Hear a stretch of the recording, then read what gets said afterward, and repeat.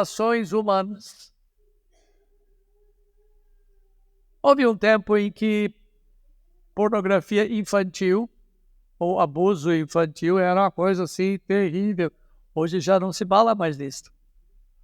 Hoje tem muitos que defendem e a mídia não vai contra.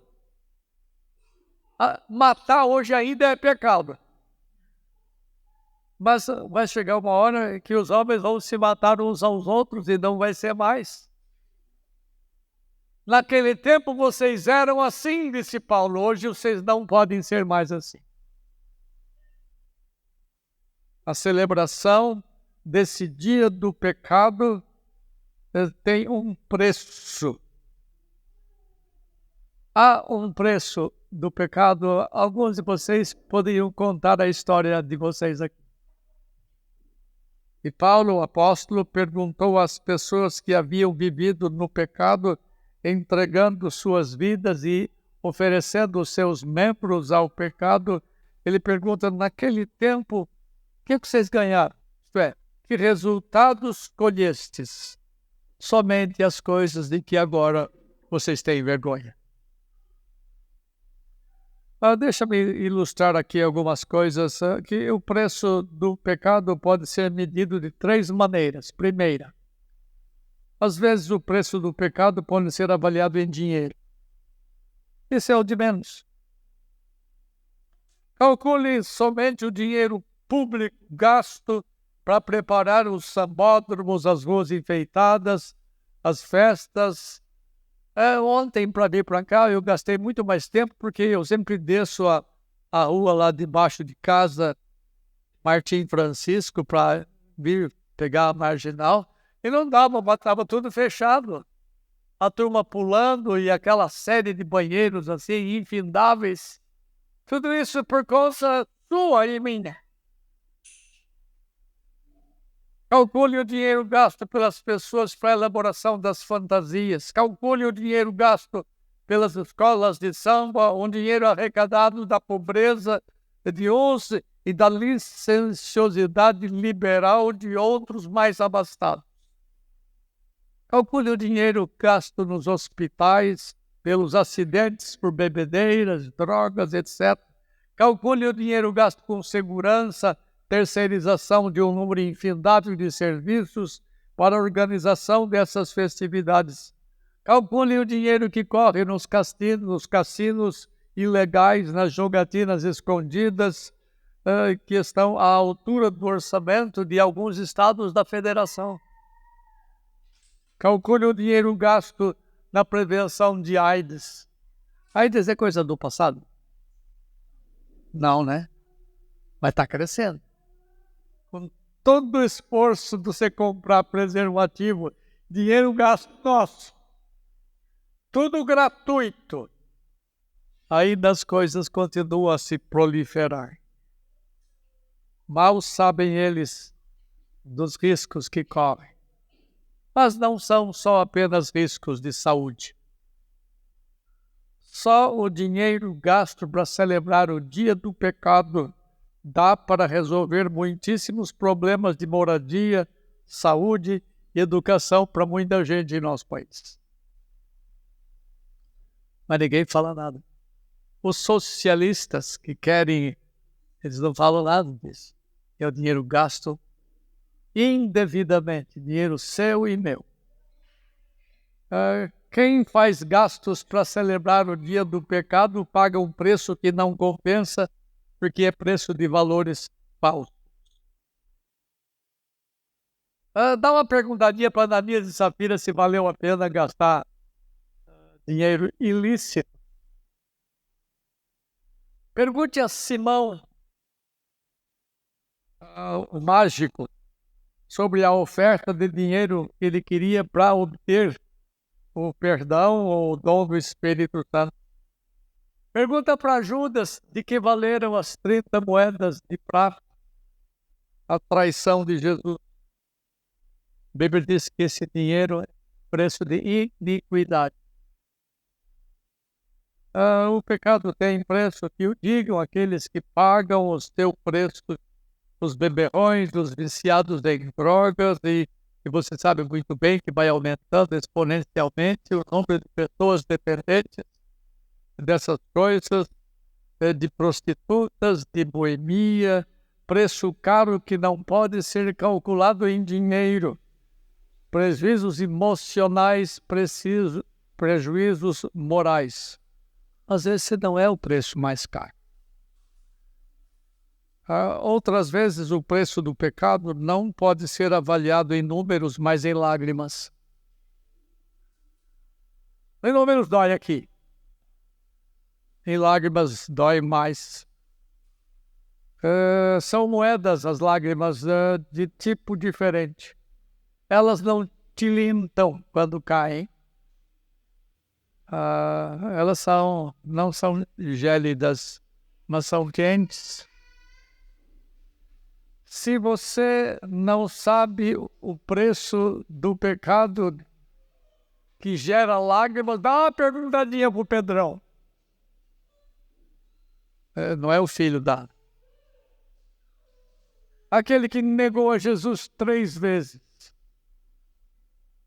Pedro poderá lhes contar quão doloroso é o pecado.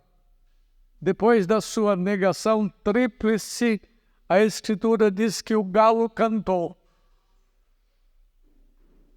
E Jesus atravessou Pedro com o seu olhar. E a Bíblia diz que Pedro chorou de que jeito, Nádia? Amargamente. Há lágrimas ternas, é até gostoso você chorar ternamente. Mas há lágrimas de amargura. Lágrimas de ternura e lágrimas de amargura. E esta Pedro a teve. Se você não sabe do preço do pecado, pergunte a Davi. Davi havia pecado contra o Senhor, ele havia abandonado temporariamente o seu convívio com Deus.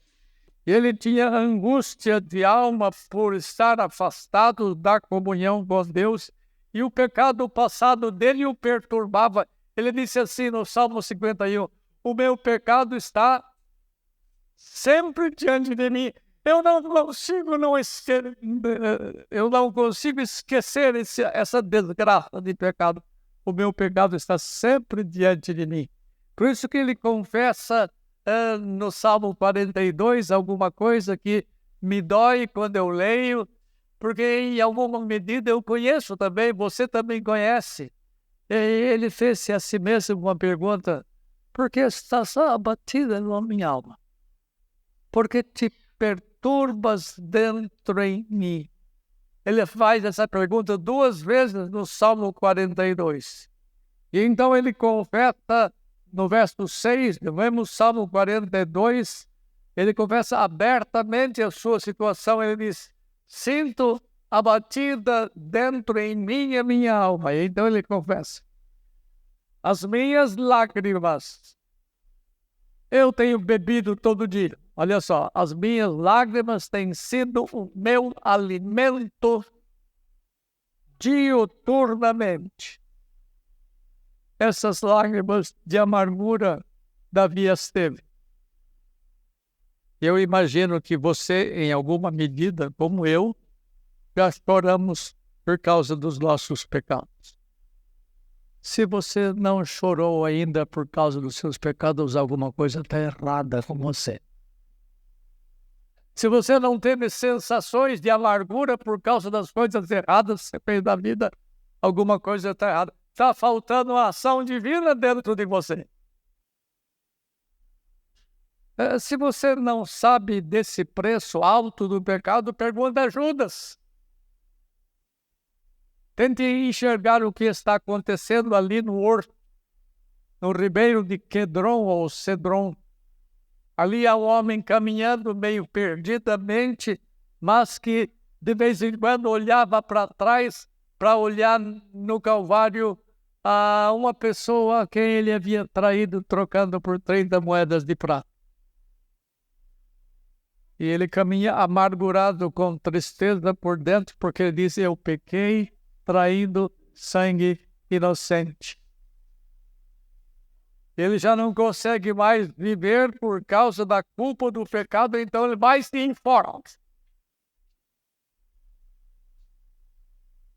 E dele é dito que ele se transviou, indo para o seu próprio lugar. Os quintos dos infernos. Bom, tem inferno. Quinto eu não sei porque chamam quinto dos infernos, né? Mas ele foi para o seu próprio lugar, ele foi para a condenação, o lugar de pecadores impenitentes. Ele teve tristeza pelo pecado, mas não arrependimento pelo pecado. Foi um caminho sem volta dele. Se ele pudesse voltar aqui e dar testemunho nesta manhã para vocês e contar para vocês o preço alto do pecado, será que ainda você e eu continuaríamos a fazer algumas coisas que nós ainda costumamos fazer? Se você não sabe desse preço alto do pecado, pergunta para o Demas. Eu estou citando exemplos bíblicos para ajudar vocês a entender. Lamentando a companhia de um ex-companheiro de trabalho, Paulo diz, porque Demas, tendo amado o presente século, me abandonou. Ele não diz que tipo de pecado era, mas genericamente amou as coisas do tempo presente. Ele amou o mundo.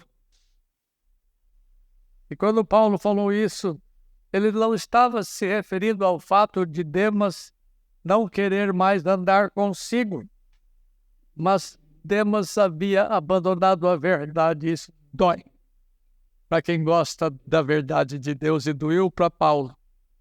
Demas amou o presente século, abandonando não somente a Paulo, mas a verdade que Paulo ensinava. Ele tem uma porção de gente na igreja que cai fora e não aguenta a verdade do evangelho e abandona. E a Bíblia diz, quem ama o mundo, isso aqui dói muito. Quem ama o mundo, quem sabe o resto? O amor do Pai não está nele. Se você não tem apreciação pela verdade de Deus, se você consegue fugir da verdade caminhando por descaminhos, sobre você pesa uma grande coisa, é você ficar sem ser amado de Deus. Não deve haver coisa mais triste no mundo do que não ser amado de Deus. Quer um preço mais alto do que isso? Certamente aquele que vive em pecado, e eu não conheço vocês, mesmo os que eu conheço, não conheço a interioridade de vocês, que são coisas do coração, são coisas secretas que só você conhece, e às vezes nem você conhece, porque algumas coisas são ocultas de você mesmo. Então você vai experimentar para sempre a existência sem o amor de Deus. Uma segunda verdade desse texto que eu li é que outras vezes o preço do pecado afeta outras pessoas além de você. Você não peca sozinho, cara. Você leva outros com você. Você traz consequências para outros e não somente para você. O pecado não traz desgraça somente para você. Via de regra, as consequências dos nossos pecados individuais afetam pessoas que estão ligadas a nós. Não se esqueça disso. Se você não sabe desse preço de pecado, pergunte ao rei Manassés. Manassés foi um rei que cometeu muitas impiedades. Ele levantou postes ídolos, ele levantou estátuas de deuses estranhos e ele levou o povo de Israel a adorar esses deuses estranhos. Um dia Deus pegou ele de jeito, Deus trouxe para si, Deus mexeu no coração de Manassés e ele ficou desesperado. E ele correu atrás do povo a quem ele havia conduzido ao pecado por longo tempo no seu reinado.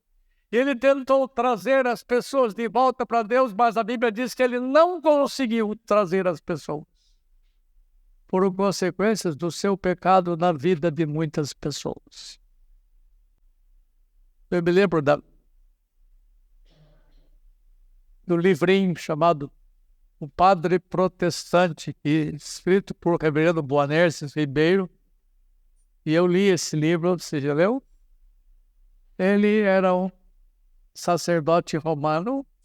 Ele ensinou muita gente do caminho errado. E quando Deus o fisgou, quando Deus o trouxe para si, ele voltou às paróquias todas por onde ele havia passado para tentar recuperar as pessoas de volta para Cristo Jesus. E ele morreu frustrado por não ter conseguido isso, porque há pecados que nós cometemos que afetam a vida de outras pessoas.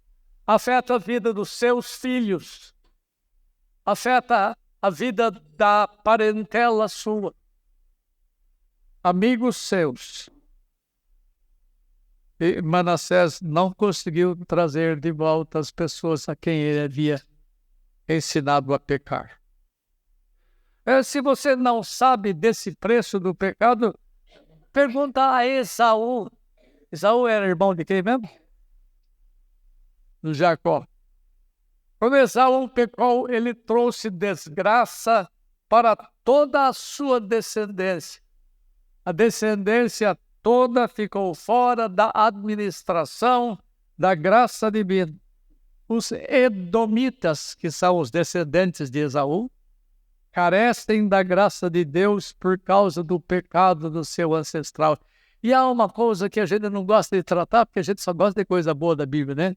Mas eu amaldiçoarei até a terceira e quarta geração daqueles que me odeiam, daqueles que me aborrecem.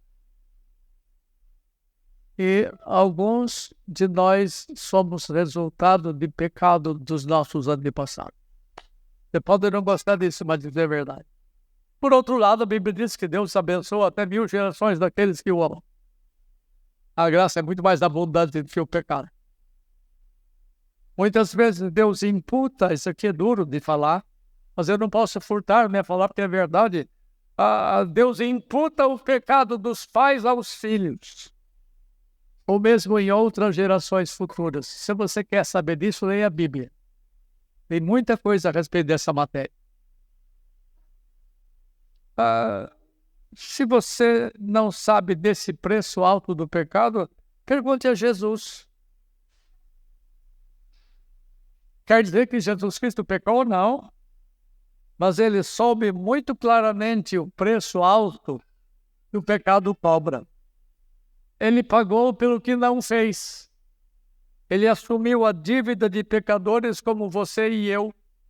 Por causa dos nossos pecados, ele sofreu o Hades, a condenação em nosso lugar. E se há um preço de pecado é porque tem dívida de pecado. E a dívida de pecado ninguém pode saldar. Ninguém pode quitar. Somente Jesus. Não esqueça disso. Só Jesus pode quitar a dívida de pecado. E não foi sem pagar preço que ele nos redimiu. Eu poderia ir para o inferno por causa dos meus pecados. E eu pagaria, sem jamais chegar ao fim do pagamento, porque a dívida de pecado está sendo paga por um pecador. E Deus não aceita o que você pode oferecer, porque o que você pode oferecer é feito por alguém que continua a pecar. Deus só aceita o pagamento feito por alguém que é santo. E Jesus Cristo conhece esse preço alto de pagamento. Por isso que a Bíblia fala em alguns lugares, por preço fostes comprados. Por preço fostes comprados. E a Bíblia fala que vós fostes comprados para Deus. Se somos comprados para Deus, de quem fomos comprados? De Deus. Ele que tem direito sobre você. Ele que é o ofendido. E ele, Jesus Cristo, pagou as contas para nos livrar. André, de quem que o Filho livra você? Mas de quem? Do Senhor. Um livra do outro. Que Deus é justo e a natureza santa de Deus não obriga a punir. Deus é obrigado a punir os pecados por causa da santidade dele. E se Deus fosse como os juízes brasileiros, estava na água tudo. Porque ninguém paga preço de pecado, Deus cobra. Deus é santo e a sua inclinação santa o leva a cobrar o pagamento. Mas o legal é que Ele próprio provê livramento. Ele próprio envia o seu Filho. E Jesus Cristo, Filho de Deus, nos livra do Pai dele. A gente não mexe muito nessas coisas. A Bíblia diz que Jesus Cristo nos livra da ira vindoura.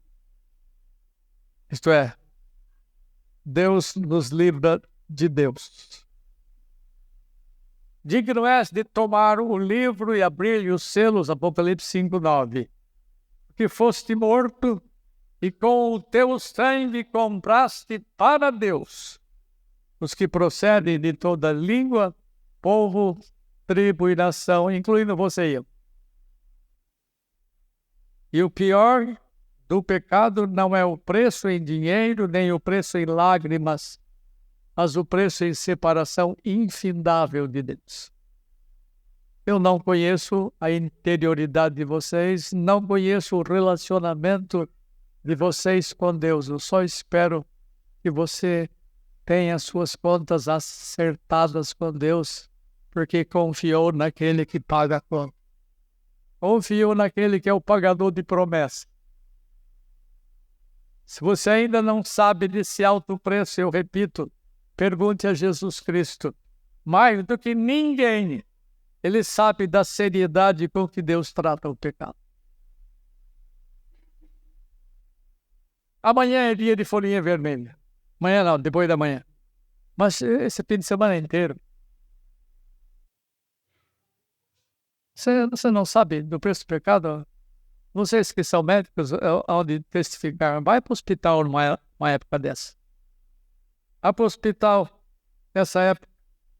Você quer chorar? Vá lá. Veja de onde vêm muitas coisas que estão acontecendo ali dentro. Vá até as prisões. Se bem que hoje tem saidinha para todo canto, né? Uma tristeza. Vá aos necrotérios. Esses lugares são a comprovação de que o pecado cobra um preço muito caro. Isso sem falar dos sofrimentos interiores das famílias dos alcoólatras, dos dependentes de drogas, dos envolvidos com prostituição, com adultérios, e das famílias que sofrem por causa da violência, dos assaltos, etc. Todas essas coisas se acentuam nesse período de folhinha vermelha. Muitas vezes, contudo, o preço do pecado ultrapassa os limites dessa vida. Está acima dos recursos humanos saldar o pagamento. Porque o salário do pecado é morte. Salvação é graça, mas condenação é mérito. As pessoas que amam o pecado acabam pagando o preço da separação para sempre de Deus. E isto é morte, e não há remédio encontrado em nós mesmos para isso. O remédio tem que ser encontrado fora de você e aplicado ao seu coração pelo Espírito de Deus. Esse é um preço alto que muitos celebradores do pecado vão pagar e não sabem disso. Eles nunca conseguirão saldar o seu débito. Então, eu vou terminar. Eu faço a pergunta que Paulo fez aos crentes de Roma. Naquele tempo, que resultados colheste? Quem pode responder a essa pergunta de Paulo? Os resultados de uma vida pecaminosa são tão grandes, são tão danosos, tão irreversíveis e duradouros que nenhum ser humano é capaz de avaliá-los devidamente. A palavra resultados tem a ideia de benefícios. O que você ganhou naquele tempo? Existe algum benefício em viver debaixo do pecado? Certamente que não. Quando você oferece os seus membros à escravidão da impureza, que benefício você tem? As únicas coisas que você pode lembrar são os malefícios, porque o texto fala, naquele tempo, que resultado colhestes? Aí a resposta é, somente as coisas de que agora vos envergonhais. Muitos de nós, e eu inclusive, temos lembranças de coisas do passado que nos deixam agora envergonhados. E não há como ter lembranças boas resultantes das suas ações quando se estava debaixo do domínio do pecado. Se pudéssemos voltar às folhas da nossa existência, há algumas coisas que nós não faríamos. Não faríamos mais. Então Paulo responde a pergunta que ele faz. Somente as coisas de que agora vos envergonhais. Pessoas que, e eu não sei se há entre nós assim, pessoas que brincaram com sexo na internet, hoje são viciados em pornografia. Que benefícios eles têm desse comportamento? Nenhum. Eles vão se lembrar somente das coisas que conduzem à morte, nada mais. Coisas que trazem vergonha. E quando começamos a flertar com o pecado, não temos ideia até onde o pecado vai nos levar. Não brinque, que ele faz você ir mais além do que você imagina que poderia ir. Caímos em nós mesmos. Quando caímos em nós mesmos, estamos mortalmente enganchados pelo anzol do pecado. Eu falo à juventude, e sem esquecer de alguns mais usados aqui. E o pecado também é parte daqueles que são velhos. Quantos de nós, se pudéssemos voltar atrás, não faríamos nunca mais do que fizemos? Hoje nos envergonhamos de muitas coisas, e algumas delas estão além de conserto. Só nos restou a vergonha de tê-las feito. Você entende o que eu estou dizendo? E última coisa, o pecado produz morte. Naquele tempo que resultados colhestes, somente as coisas de que agora vos envergonhais, porque o fim dessas coisas é morte. Eu não quero que você fique pensando somente no dia de folia vermelha de terça-feira, no carnaval.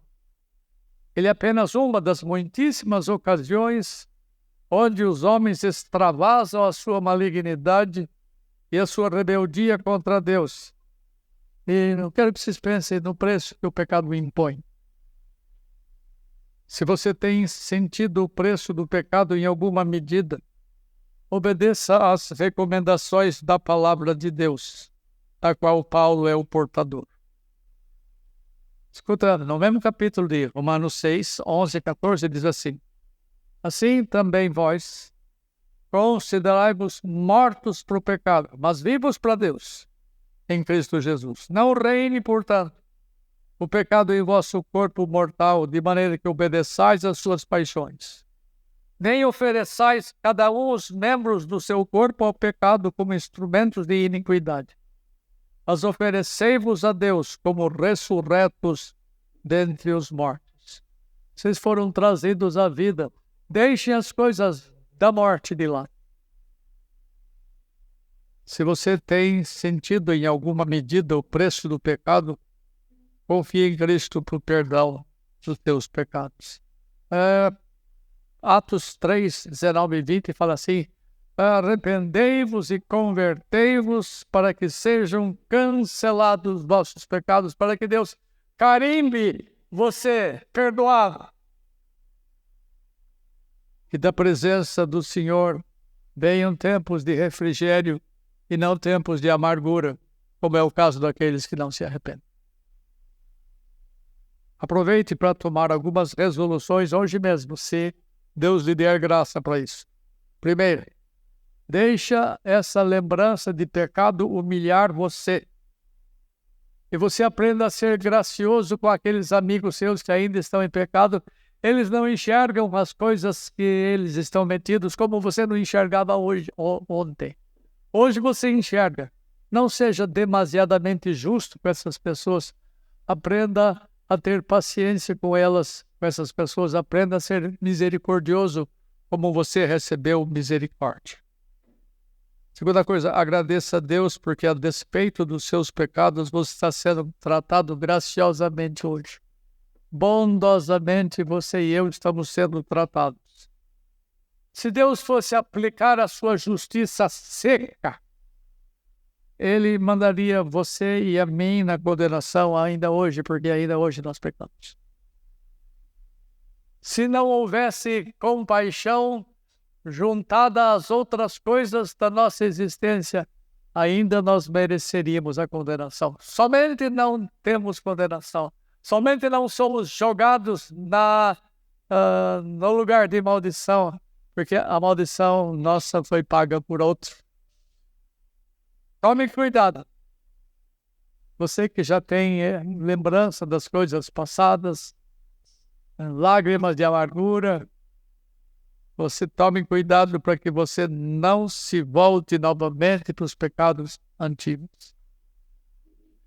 Escrevendo aos Colossenses, Paulo fala assim, tais fostes alguns de vós. Ele está falando dos pecados dos Colossenses e fala, vocês eram assim, não fiquem se jactando. Não voltem mais à vida de ontem. Não voltem mais à vida de outrora. Deus tirou você da lama. Sacou você da lama. Peça para Ele sacar a lama de você. Para Ele limpar você. É um processo longo. Deus podia dar um sopro e fazer com que toda a lama de você saísse.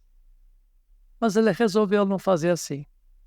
Ele vai limpando você muito demoradamente, muito paulatinamente. Mas Ele vai limpando. Peça a Deus para você não se meter em outras encrencas. Peça a Deus para Ele limpando você dia após dia.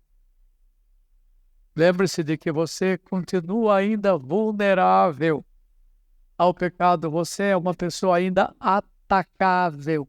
Tome cuidado. Não brinque perto da cerca de arame farpado, senão você se enrosca.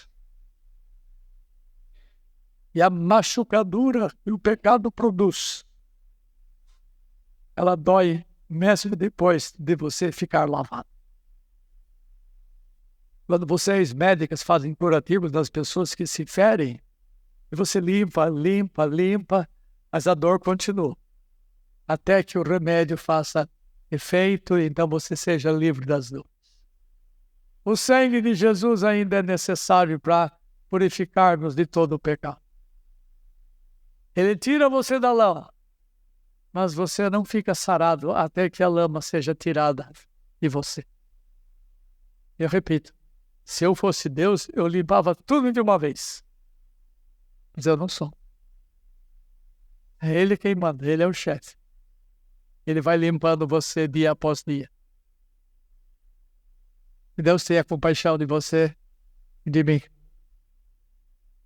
Deus seja gracioso conosco e nos trate como filhos. Seja assim para sempre. Amém.